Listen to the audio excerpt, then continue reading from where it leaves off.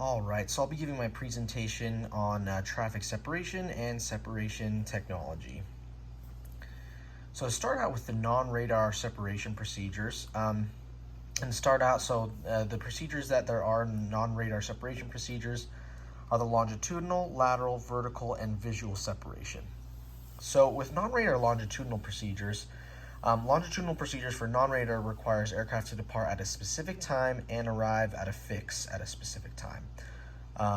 And then non-radar lateral separation clears aircraft on different airways or routes whose widths or protected airspace do not overlap.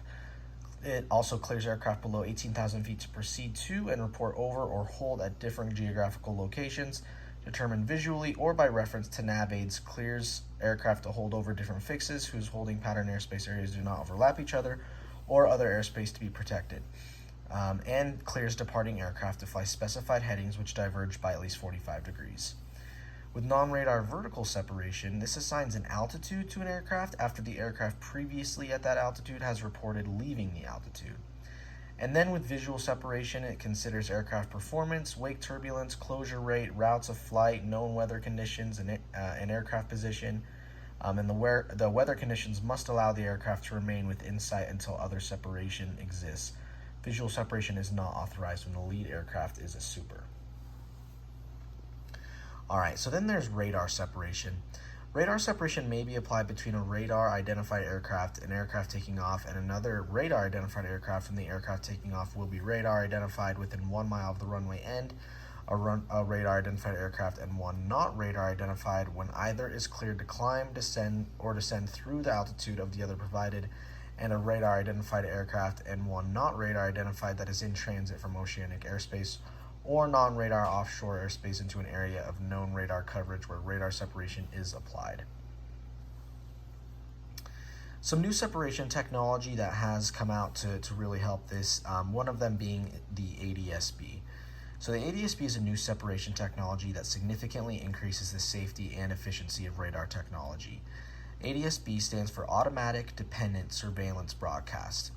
And the ADS-B uses a combination of satellites, transmitters, and receivers to provide both flight crews and ground control personnel with very specific information about the location and speed of airplanes in the area. And to kind of speak more specifically how it works, kind of the automatic dependent surveillance broadcast part of it. So the position and velocity information is automatically transmitted periodically, at least once every second, without flight crew or operator input. Other parameters in the transmission are pre-selected and static. The transmission is dependent on proper operation of onboard equipment that determines position and velocity and availability of a sending system. Position, velocity, and other airplane information are surveillance data transmitted. The information is then broadcast to any airplanes or ground station with an ADS-B receiver. Current mode SATC transponders are interrogated and then send a reply. And then to speak of reduced vertical separation minima, or RVSM. So this program was started by ICAO in 1982 and involved worldwide studies to assess how feasible it was for a reduction of the vertical separation minima above FL 290 from 2,000 feet to 1,000 feet. RVSM relies on the carriage and serviceability of specified aircraft equipment and the existence of appropriate operating procedures to ensure that the risk of loss of separation is no greater than it would be outside RVSM airspace. The state airworthiness authorities are responsible for verifying that an aircraft is technically capable of meeting the altimetry system performance requirements and maintaining them. Crews must be trained in the appropriate procedures in RVSM airspace. Providing all these requirements are met, an authority will then issue an RVSM operational approval. So, runway separation technology and the future of it. In my personal opinion, I don't think the runway separation requirements need to be changed right now. I believe that currently they're doing a great job at keeping the thousands and thousands of aircraft in the air safe and ensuring that they are safe and properly safe on the runways as well. As for the future of runway separation technology, Celix ES has begun creating more runway prevention technology as recently as 2020. That new technology is called Aeroboss, and according to their website, Aeroboss will enable real-time flight and ground vehicle tracking and collaborative decision-making that will ensure all vehicles in the airport operate safely and prevent runway incursions.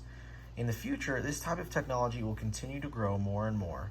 Collaborative technology will be technology that is needed, as that is something that was not available and something that could have prevented the accident that we've been speaking about, as just one person's memory and sight was in control of the two planes.